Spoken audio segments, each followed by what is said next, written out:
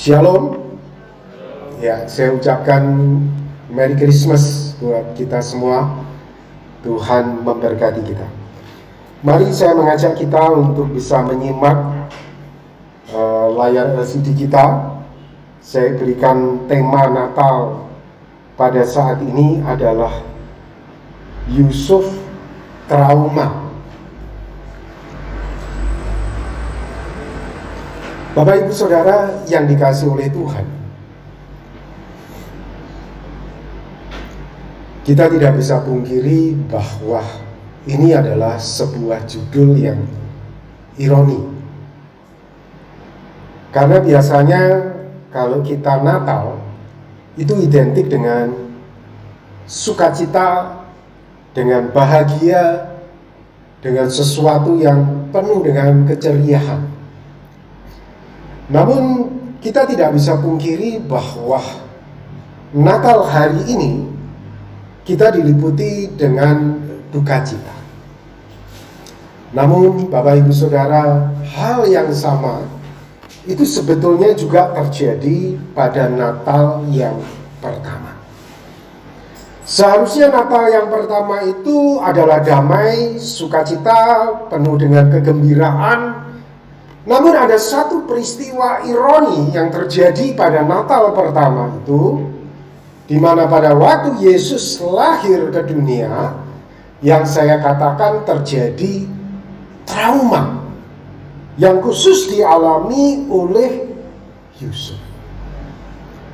Saudara, hari ini ada 3 keluarga yang biasanya kita tahu ikut ibadah dalam tiap minggu.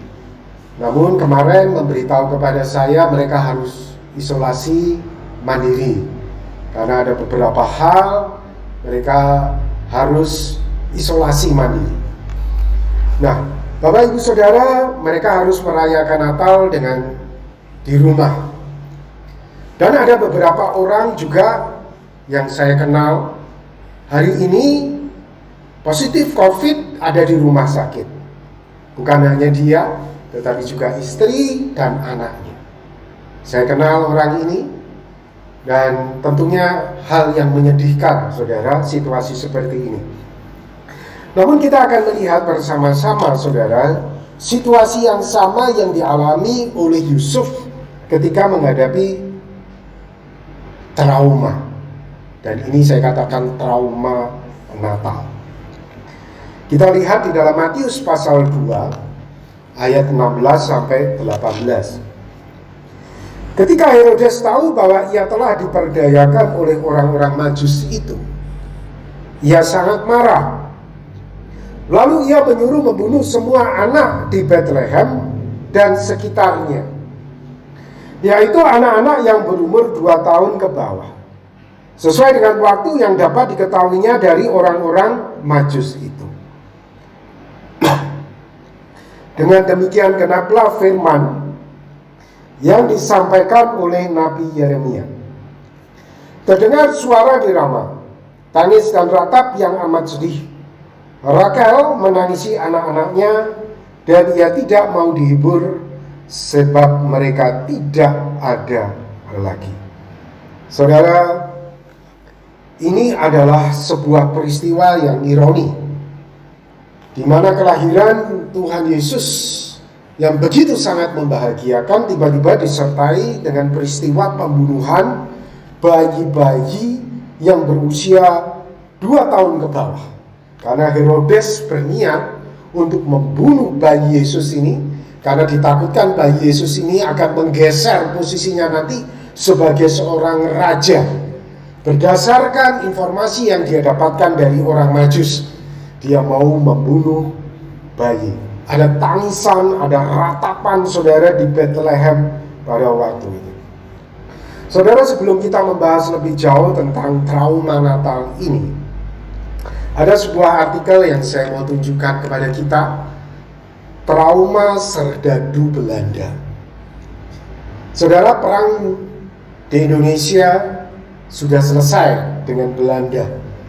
Namun kekejaman perang di Indonesia membuat banyak prajurit Belanda itu stres, saudara. mengalami gangguan jiwa hingga usia senja. Saudara, perangnya udah selesai, tetapi efeknya itu menghasilkan trauma yang terus dibawa, saudara. Dan ada anak dari salah satu pejuang Belanda, namanya Martin Hickes. Dia menulis sebuah buku, ini cover bukunya, saudara. Kalau diterjemahkan dalam bahasa Indonesia, di Belanda tak ada seorang pun yang mempercayai saya. Dia menceritakan bagaimana ayahnya itu mengalami depresi, trauma karena perang di Indonesia pada waktu itu. Dan dia juga menceritakan ada teman ayahnya yang menjadi gila karena ada trauma perang, saudara. Saudara, ini peristiwa yang tidak menyenangkan, peristiwa yang menyedihkan, ya saudara. Sudah selesai, tapi ada trauma yang terus mengikutinya, saudara. Saudara, ini cerita seorang pendeta Thomas. Saya kenal dekat dengan dia karena dia adalah teman kuliah saya. Bersama-sama kami duduk di bangku kuliah. Dan ketika bulan Maret saya mendengar dia positif COVID, waduh, saya sendiri sangat gentar pada waktu itu. Pada waktu itu juga awal-awalnya saya sakit asam lambung, ya saudara. Saudara, awalnya dia ini gemuk, dia dinyatakan positif. Istrinya merawat dia, dokter berkata, kamu jangan merawat saya. Istrinya berkata, saya ini sehat, saya tidak ada apa-apa. Bapak Thomas ini juga berkata kepada istrinya, kamu jangan merawat saya. Tidak, saya ini sehat. Akhirnya saudara, dalam beberapa hari istrinya kena. Justru istrinya yang meninggal. Pak Thomas ini justru akhirnya tetap hidup, tapi dia mengalami perjuangan yang luar biasa. Dia meninggalkan 2 orang anak, saudara. Sekarang dia hidup dengan 2 anaknya. Dalam kesaksiannya yang terakhir yang saya dengar, dia berkata dalam kegentaran suaranya, saya tidak tahu sampai saat ini apa kehendak Tuhan dalam hidup saya. Saudara, waktu saya dengar kesaksiannya dia dalam pertemuan Zoom, itu sangat menggentarkan saya. Saudara, COVID-nya sudah selesai, peristiwanya sudah selesai, tapi traumanya ini kebawa terus. Traumanya ini kebawa terus. Saudara, saya katakan beberapa dari kita itu menghadapi tahun 2020 dengan sangat berat karena berbagai tekanan jiwa, tekanan jasmani, baik secara pribadi maupun secara komunitas. Saudara, hal ini juga dialami oleh Yusuf.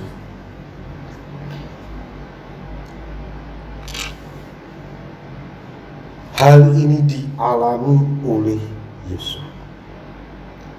Saudara, kalau kita baca di dalam Matius 2 ayat 22-23. Sebelumnya ayat 19 sampai 21 ya. Di situ dikatakan setelah Herodes mati, Herodes yang membunuh bayi-bayi di bawah 2 tahun, nampaklah malaikat Tuhan kepada Yusuf dalam mimpi di Mesir, katanya, bangunlah, ambillah anak itu serta ibunya dan berangkatlah ke tanah Israel, karena mereka yang hendak membunuh anak itu sudah mati. Lalu Yusuf bangunlah, diambillah anak itu serta ibunya dan pergi ke tanah Israel. Karena pada waktu peristiwa itu Yusuf sudah lari ke Mesir. Setelah peristiwa pembunuhan itu selesai dan Herodes mati, Yusuf dari Mesir kembali ke tanah Israel. Namun apa kata firman Tuhan? Ayat 22, 23. Tetapi setelah didengarnya bahwa Arkelaus menjadi raja di Yudea, menggantikan Herodes ayahnya, firman Tuhan katakan, ia takut ke sana. Saudara, ini yang saya katakan trauma. Yusuf ini takut pergi ke Bethlehem. Padahal Arkelaus ini tidak mengancam untuk membunuh bayi. Arkelaus ini tidak seperti bapaknya penuh sejarah, karena memang berdasarkan sejarah, saudara, Herodes ini membunuh 2 anaknya sendiri, istrinya sendiri, karena dianggap mau menggulingkan kekuasaannya. Herodes Agung ini memang tanda kutip kejiwaannya terganggu. Arkelaus ini, saudara, tidak ada indikasi mau membunuh anak-anak, tapi Yusuf ini ketakutan sendiri, saudara. Dia tidak mau. Nah, ini saya katakan dia mengalami trauma. Karena dinasihati dalam mimpi, pergilah Yusuf ke daerah Galilea. Bukan lagi ke Bethlehem, bukan lagi ke Yerusalem, tapi maunya ke daerah Galilea. Nah, saudara, Yusuf mengalami trauma. Trauma, Kamus Besar Bahasa Indonesia, itu keadaan jiwa atau tingkah laku yang tidak normal sebagai akibat dari tekanan jiwa atau cedera jasmani. Jadi saya anggap perilaku Yusuf ini tidak normal.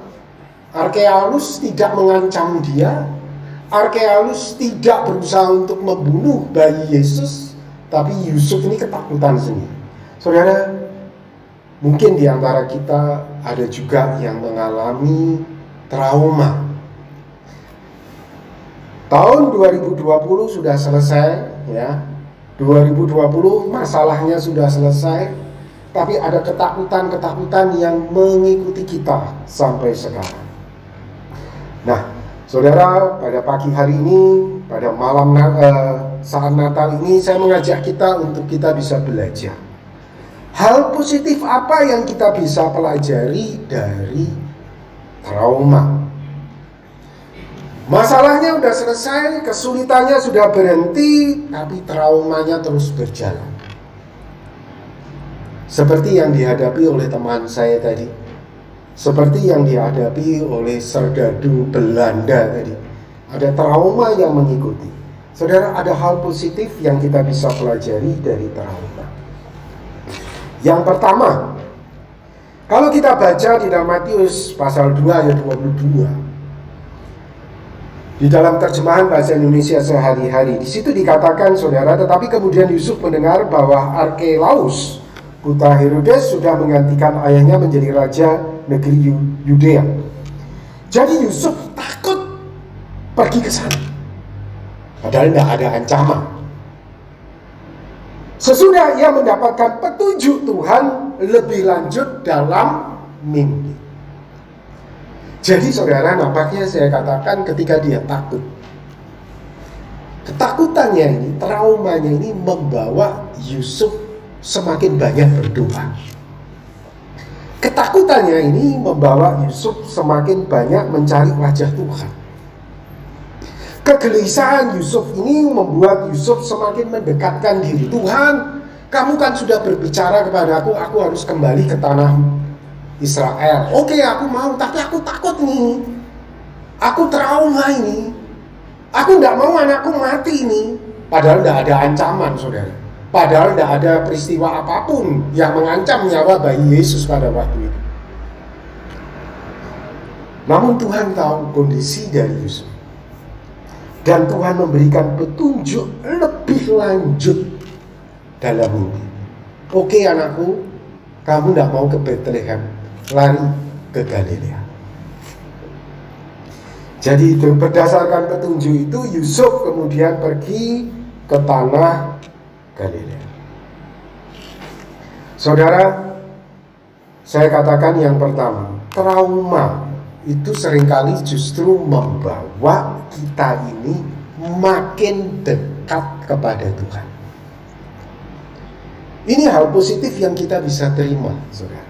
Engkau trauma karena sebuah peristiwa yang begitu sangat menyedihkan, begitu sangat menyulitkan hidupmu.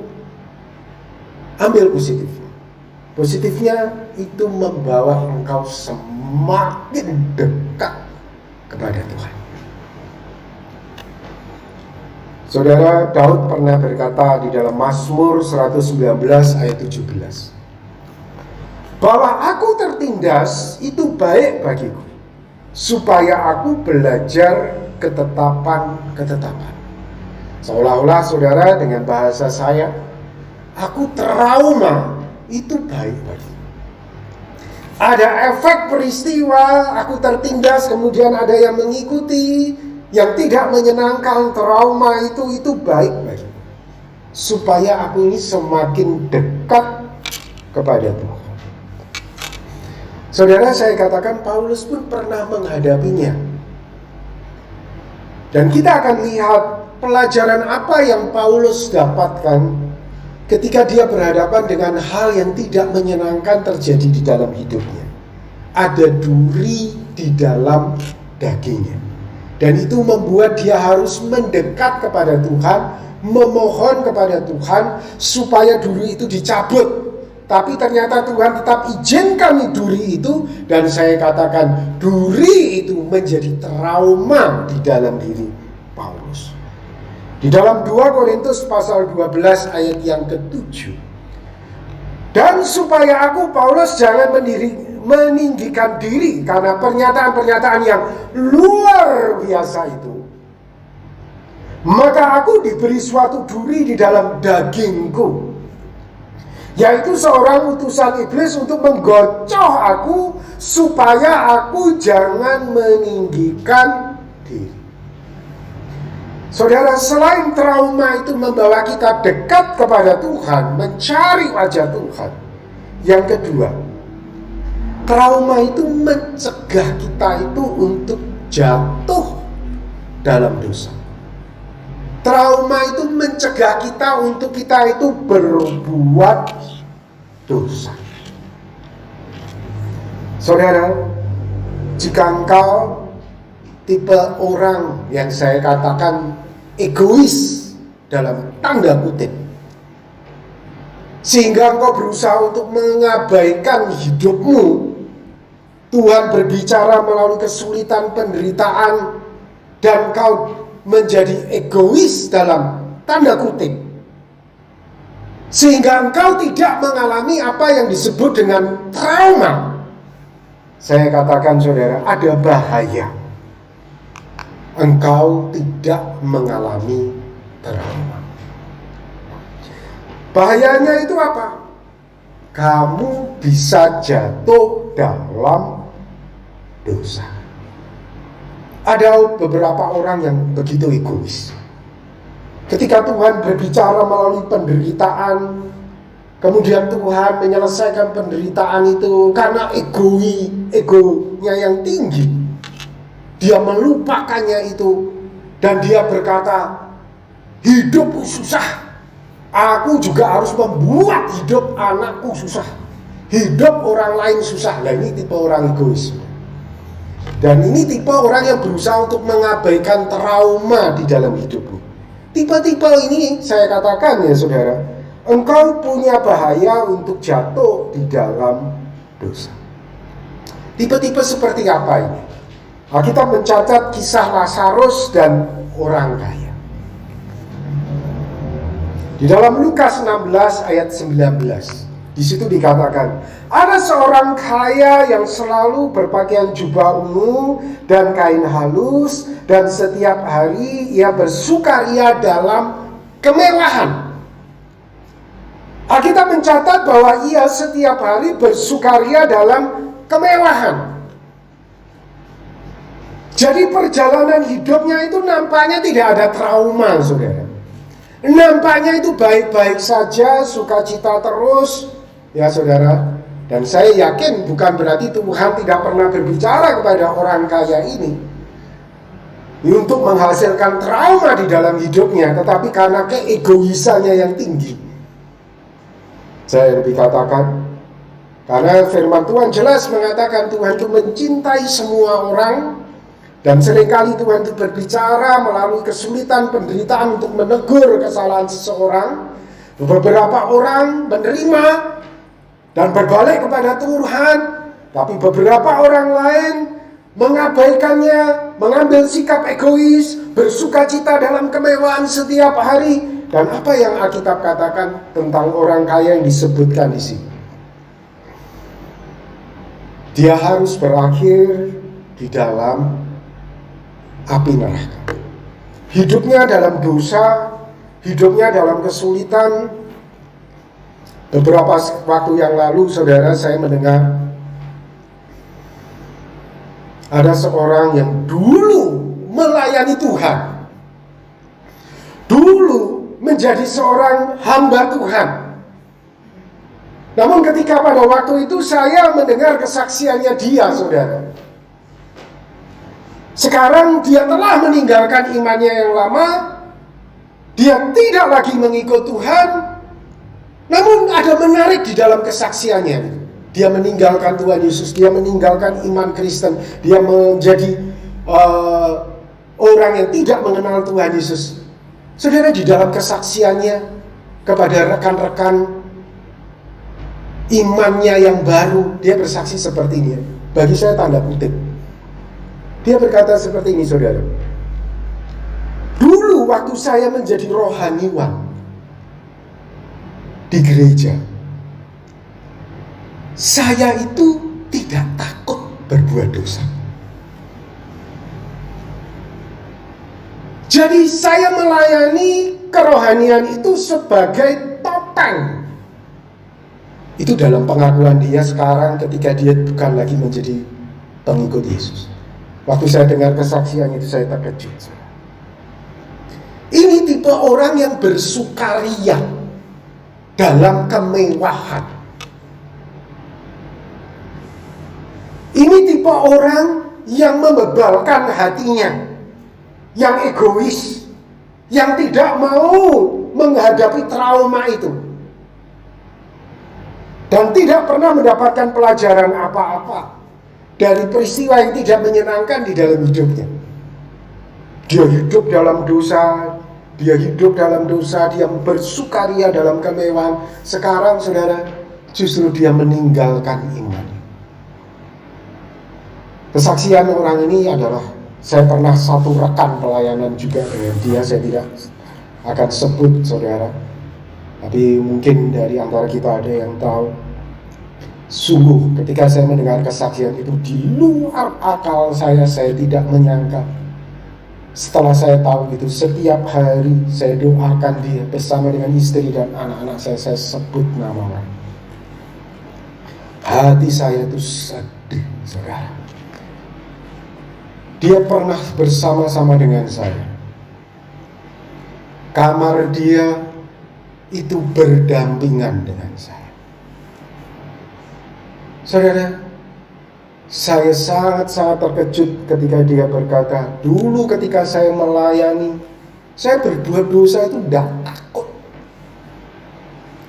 Saudara, ini saya katakan tipe-tipe orang kaya tadi, yang bersukaria dalam kemewahan. Dia merasa hidupnya baik-baik saja. Dia merasa dekat dengan Tuhan. Saudara, kalau kita baca di dalam kisah Lazarus dan orang kaya ini tahu hukum Musa. Orang kaya ini tahu nabi-nabi. Dalam percakapannya dengan Abraham, dia tahu, saudara. Dan saya katakan dia mungkin merasa dekat dengan Tuhan, tapi dia tidak pernah belajar dari trauma di dalam hidupnya untuk dekat kepada Tuhan. Saudara, lalu kita baca dalam Lukas 18 ayat 24. Lalu Yesus memandang dia. Ini tipe pemuda kaya yang lain, dan berkata, alangkah sukarnya orang yang beruang masuk ke dalam kerajaan. Saudara, ini adalah tipe-tipe orang egois yang tidak punya trauma Dan orang ini yang disebutkan Yesus dalam Lukas 18 ini adalah pemuda yang merasa melakukan 10 hukum Taurat. Merasa dirinya dekat dengan Tuhan. Tapi begitu Tuhan Yesus berkata, kamu punya harta, bagikan itu kepada orang miskin. Orang itu langsung berkata, oh enggak, sorry. Padahal ketika Yesus berkata, kamu sudah lakukan hukum Taurat, oh sudah, semuanya sudah aku lakukan, semuanya tuh. Berarti dia itu merasa dirinya orang baik, versi dia. Dia merasa dirinya orang benar, versi dia. Tapi saudara, sudahkah engkau berpikir, aku ini sudah baik versi Tuhan belum? Aku ini sudah benar versi Tuhan belum? Saudara, versi Tuhan Yesus, pemuda ini bagaimana? Kamu nggak masuk kerajaan surga. Nah, ini saudara, bahaya tidak punya trauma. Kemudian di dalam Lukas 12 ayat 16 sampai 19. Ini contoh-contoh saya katakan orang tidak ada trauma, atau ada trauma tapi tipe egois, berusaha untuk mengesampingkan itu. Di dalam Lukas 12 ayat 16 sampai 19. Kemudian ia mengatakan kepada mereka suatu perumpamaan. Katanya, ada seorang kaya, tanahnya berlimpah-limpah hasilnya. Ia bertanya dalam hatinya, apakah yang aku harus perbuat, sebab aku tidak mempunyai tempat di mana aku dapat menyimpan hasil tanahku. Bla bla bla bla bla. Saudara bisa baca nanti di rumah. Sesudah itu aku akan berkata kepada jiwaku, jiwaku ada padamu banyak barang tertimbun untuk bertahun-tahun lamanya. Beristirahatlah, makanlah, minumlah, dan bersenang-senanglah. Saudara, kita lihat dari ucapannya itu tidak ada trauma. Saya katakan pasti ada trauma dalam hidupnya, tapi dia egois. Dia tidak mau mendengar suara Tuhan melalui trauma yang dia alami. Dia memilih berfoya-foya, dia memilih bersukacita, dia memilih bersenang-senang, saudara. Dan akhirnya apa? Katakan Tuhan Yesus tentang orang ini, kamu itu orang bodoh. Saudara, ini bahayanya jika kita itu tidak menghargai trauma. Jika kita berusaha untuk membuang trauma. Saudara, trauma yang ketiga itu membentuk karakter kita. Kalau tipe yang tadi itu karena dia tidak bisa menghargai trauma, dia jadi egois, saudara. Ya, akhirnya seperti yang Tuhan Yesus katakan tadi, kerajaan surga bukan menjadi bagian lagi. Karakternya tidak terbentuk. Tapi saudara, justru melalui hal-hal yang menyedihkan, trauma itu sebetulnya membentuk karakter kita. Jadi sekali lagi saudara, jangan pilih egois, tapi pilih trauma itu membentuk karakter kita. Ini yang dialami oleh pemazmur Daud. Daud berkata di dalam Mazmur 119 ayat 67, sebelum aku tertindas, aku menyimpang, tetapi sekarang aku berpegang pada janji. Jadi saudara, justru melalui trauma itu Daud akhirnya dia berpegang. Trauma itu telah membentuk karakter Daud, saudara. Nah, sekarang saudara, kita sudah belajar hal positif yang kita bisa terima dari trauma.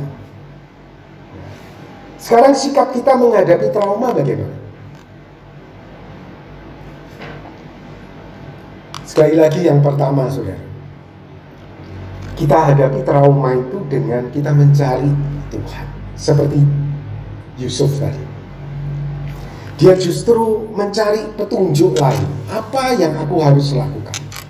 Saudara, ketika engkau trauma dengan hidupmu, justru engkau semakin dekat kepada Tuhan. Di dalam Yesaya 55 ayat 6 dan 7. Carilah Tuhan selama ia berkenan ditemui, berserulah kepadanya selama ia dekat. Baiklah orang fasik meninggalkan jalannya, dan orang jahat meninggalkan rancangannya.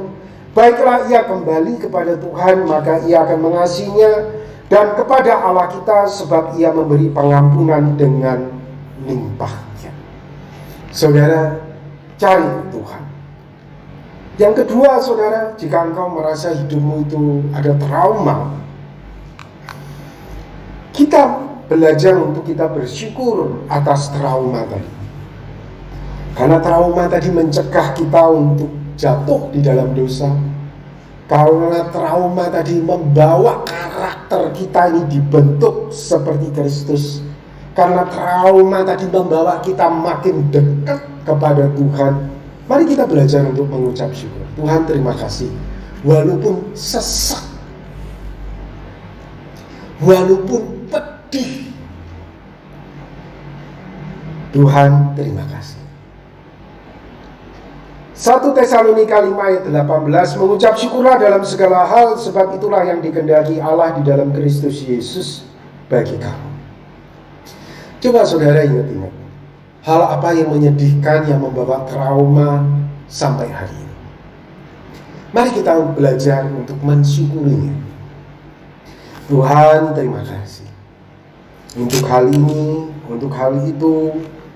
Tuhan, terima kasih, karena ini membawa aku dekat kepadamu, karena ini membentuk karakterku, karena ini mencegah aku untuk jatuh dalam dosa. Tuhan, terima kasih. Saudara, mari kita belajar untuk mengucap syukur dalam segala hal.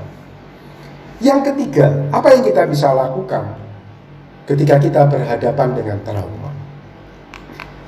Lakukan yang terbaik untuk atasi trauma, saudara.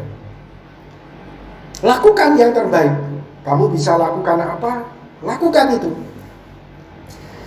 Yusuf trauma, dia pergi ke Bethlehem. Tuhan tahu.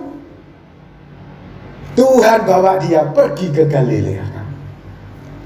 Saudara, kita ini bukan orang hebat. Kita ini bukan orang kuat. Kalau engkau tahu engkau lemah dalam sisi itu, jangan jadi sombong. Engkau mau menghadapinya. Yusuf itu kalau mau sombong itu ya bisa aja. Aku akan tetap ke Bethlehem, begitu ya. Saya kira ujung-ujungnya nanti Yusuf menjadi seperti orang kaya tadi, yang selalu bersukaria, egois ya. Tapi justru saudara, trauma itu ternyata membawa Yusuf semakin mencintai Tuhan, semakin dekat dengan Tuhan. Ya saudara, lakukan yang terbaik yang kamu bisa lakukan untuk hadapi trauma itu. Engkau bisa melakukan apa, ya lakukan itu. Yusuf gak hebat-hebatan pergi ke Bethlehem. Yusuf pergi ke Galilea, ke tanah Nazaret, dan tinggal di sana. Pengkhotbah 9 ayat 10a. Segala sesuatu yang dijumpai tanganmu untuk dikerjakan, kerjakanlah itu sekuat tenaga. Apa yang kamu bisa lakukan untuk mengatasi traumamu, ya lakukan itu, saudara. Lakukan itu, kerjakan itu, saudara. Kerjakan itu. Sekali lagi ya saudara, hal positif yang kita bisa pelajari dari trauma membawa kita dekat pada Tuhan, trauma mencegah kita berdosa, trauma membentuk karakter kita, sikap kita terhadap trauma, belajar kita untuk mencari wajah Tuhan kalau trauma itu terus menghantui, belajar kita untuk bersyukur atas trauma itu, dan belajar kita mengatasinya. Kalau kita perlu hindari, ya kita hindari seperti Yusuf tadi, saudara.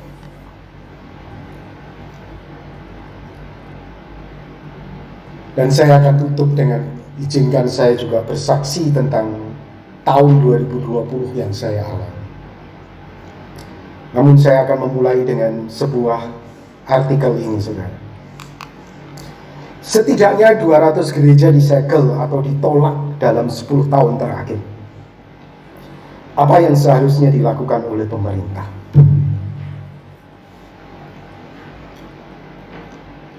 Saudara, dalam kurun waktu 10 tahun ini, berdasarkan artikel ini, ada 200 gereja yang disegel dan ditolak. Dan saya kira apa yang kita alami mungkin juga termasuk di dalam 200 ini. Saudara, mungkin bagi kita peristiwa beberapa waktu yang lalu, saudara, yang kita alami itu biasa. Tapi bagi saya, itu menimbulkan trauma yang dalam. Ketika saya bertemu dengan massa, dan kemudian mereka berteriak-teriak dalam hati saya, seperti di televisi ya, dan itu menimpa saya. Kemudian ada suara berteriak, tangkap, penjarakan, jarinya ke arah saya.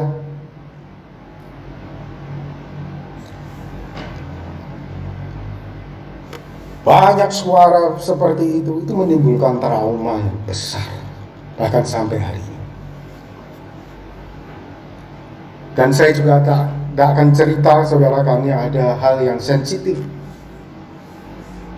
Ada pribadi yang datang kepada saya memberikan treat secara pribadi.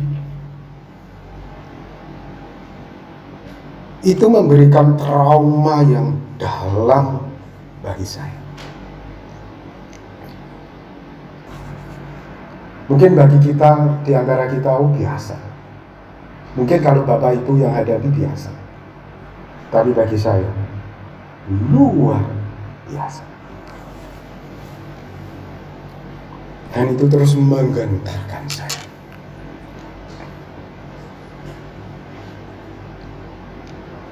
Kemudian saudara, trauma itu belum selesai. Tuhan izinkan saya menghadapi sakit. Wah, itu juga saudara menimbulkan trauma yang besar. Saya pikir saya ini kok tidak selesai-selesai. Saya kadang berkata dalam Tuhan, saya ini letih, saya ini capek. Awal-awal saya menghadapi sakit saya, saudara, saya itu pede, percaya diri. Ketika saya tahu saya asam lambung, saya itu pede awalnya. Saya beberapa kali tidak tidur, jam 3 baru tidur, jam 4 baru, sepanjang malam itu sesak nafas. Itu sudah bisa 5, bisa 7 kali, saudara. Mulai bulan Maret sampai April. Saya itu pede saya, istri saya berkata kepada saya, Jim, kau pergi ke dokter. Enggak, nanti ini juga sembuh. Kayak biasa-biasanya lah sembuh. Saya itu pede, percaya diri, saudara. Awal-awal waktu saya itu sakit. Tapi sudah berapa kali sampai akhirnya saya tidak sanggup lagi. Dan itu semakin memburuk, semakin memburuk, semakin memburuk, semakin memburuk, saudara. Pada akhir April, saya berkata kepada istri saya, oke, saya ke rumah sakit. Awal saya ke rumah sakit, saya ke UGD di Timah jam 3 pagi. Dokter bilang, saya berkata kepada dokter, dok, saya sudah minum obat ini, minum obat itu, minum obat ini. Saya tidak dikasih obat apa-apa, saudara. Saya cuma dibilang, kamu stres. Itu kesimpulan dokter UGD Timah awalnya. Saya diresepkan resep apa, saudara? Resep obat tidur. Waduh, ini obat tidur. Saya nggak mau, saya nggak beli, saudara. Saya ini lambung, saya ini udah lama seperti ini. Akhirnya, saudara, singkat cerita ya, akhirnya saya mau ke dokter. Dan singkat cerita, sakit saya ternyata begitu sangat parah. Akhirnya dokter mendiagnosa saya, kamu hernia. Bukan hanya asam lambung, bukan hanya radang lambung, tapi kamu mengalami hernia hiatus. Jadi lambung saya itu masuk di rongga dada. Dokter berkata harus operasi, tapi dokter internis ya, tapi dokter endoskopi berkata, Pak, ini bisa mengecil sendiri. Bapak kalau tahan, tunggu saja dia akan mengecil sendiri. Saudara, luar biasa. Sampai saudara, itu bukan berlangsung 1-2 hari. Sampai saya itu lihat teman saya yang sakit begitu enak ya. Kamu sakit demam begini-begini, cuma 2 minggu selesai.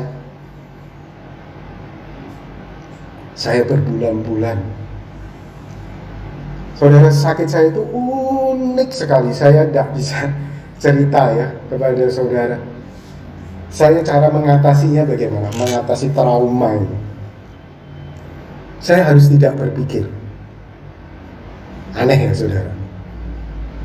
Ada teman berkata, bagaimana Pak Robi bisa tidak berpikir? Ya begitu, saya memang tidak harus berpikir.